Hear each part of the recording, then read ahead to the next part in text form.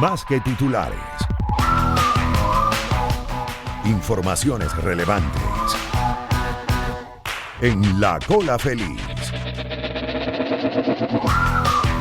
Con Mariela Celis y Nelson Bocarán. Circuito Éxitos.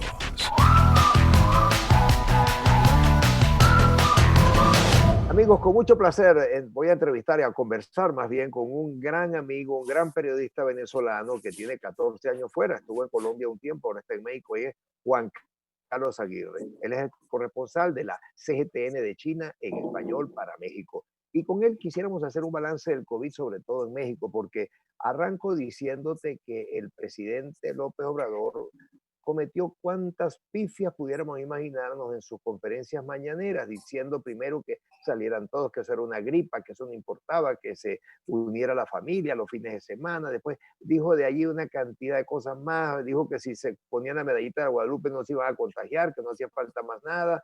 Luego lo desbordó la cantidad de fallecidos en Ciudad de México y en otras ciudades, y por eso quiero que tú nos hagas un balance de lo que está sucediendo allá en México y sobre todo esas contraindicaciones, eso decir una cosa un día y una cosa al otro, que pareciera que es lo que más distingue al gobierno de López Obrador. Tú me dirás, Juan Carlos, de verdad que me alegra mucho tenerte con nosotros y conversar teniendo tú tanta gente tuya y familia aquí en Venezuela.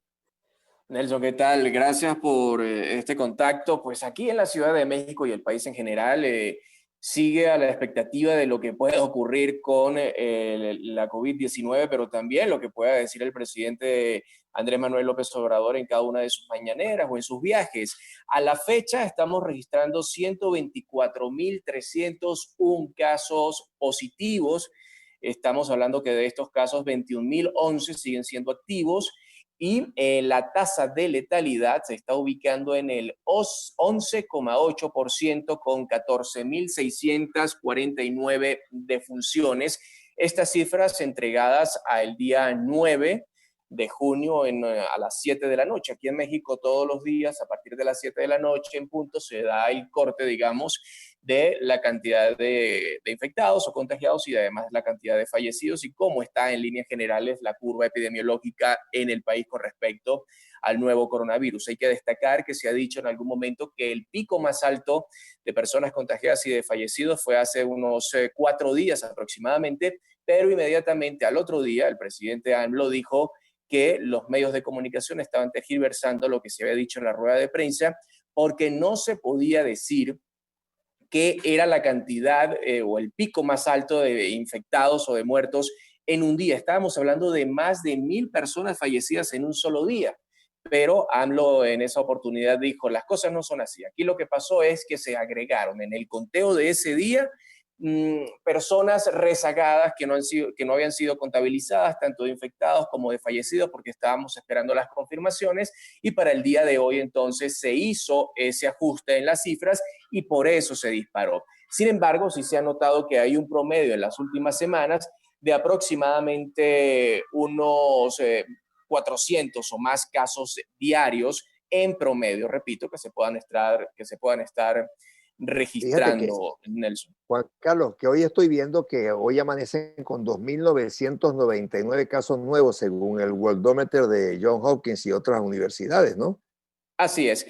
Esos números, repito, Nelson, pues para el gobierno, muchos de esos vienen de conteos anteriores, no son exclusivamente del día de ayer. Incluso fíjate que aquí incluso tengo la página de COVID-19 de la UNAM, donde se hace el conteo diario de las cifras que dan oficialmente, que da la Secretaría de Salud, y dice, por ejemplo, que el resumen en la penúltima semana, estamos hablando de 3.327 casos positivos diarios, con 2.056 casos recuperados y 341 defunciones diarias. Esto es un cálculo que ellos dicen se calcula como el promedio de la penúltima semana. No se consideraron las cifras de la última semana por no ser valores definitivos.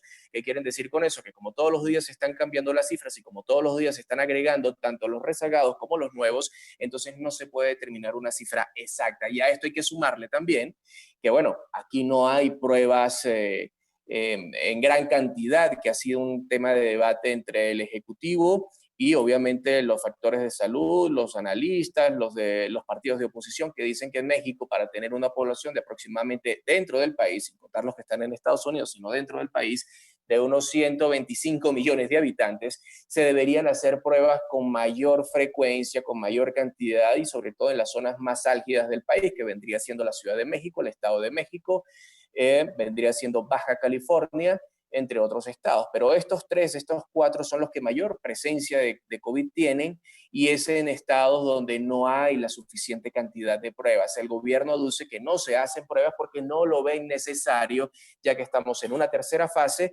donde ya se saben que los conteos van a ser por miles.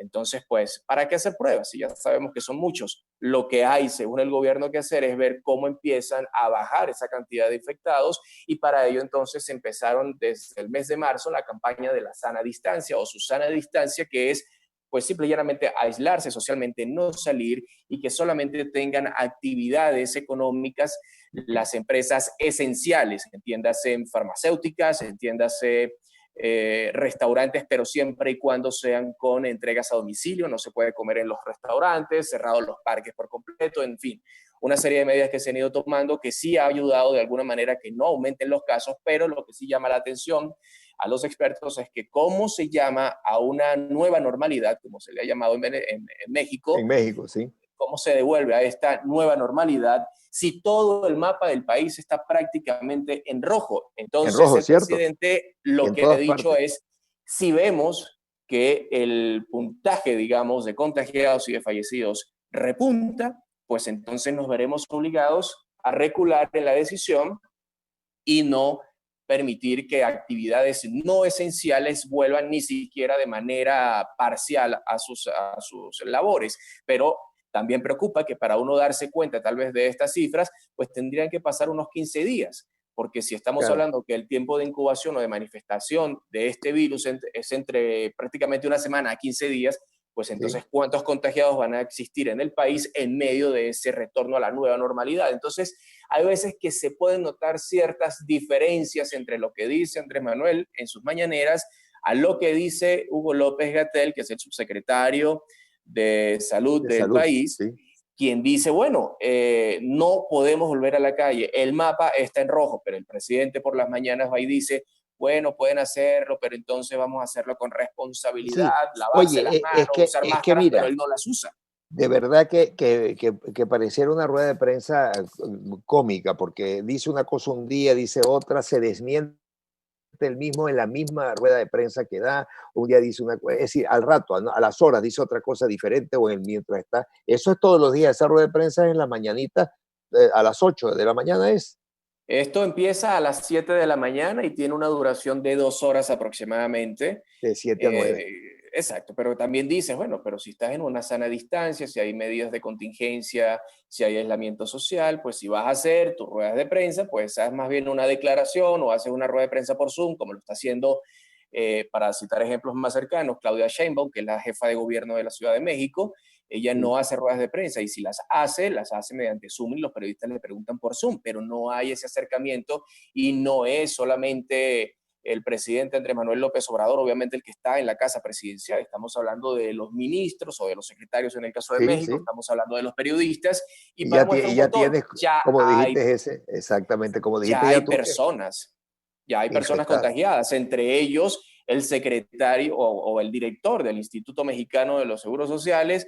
Esta semana resultó contagiado y 2 días antes había estado con el presidente López Obrador y con el secretario de Defensa y con el secretario de Marina y con algunos gobernadores en reuniones, en declaratorias, en ruedas de prensa, en la mañanera, en Yucatán, en la península de Yucatán. Y ninguno tenía tapabocas, ni mascarillas, ni lentes. Ni distanciamiento es lo que están diciendo. Entonces, ahora lo que puede pensar uno es, bueno, en cualquier momento, lamentablemente para el país y obviamente para el presidente, él va a resultar infectado o va a resultar contagiado, pero él ha dicho que no mentir, no robar y no traicionar, eso ayuda para que a la gente no le dé el coronavirus. Y 2 días después le dio al al director del Seguro Social y le dio también a una de sus secretarias y a una subsecretaria también en otras dependencias del Estado. Entonces, tú dices, bueno, es preocupante,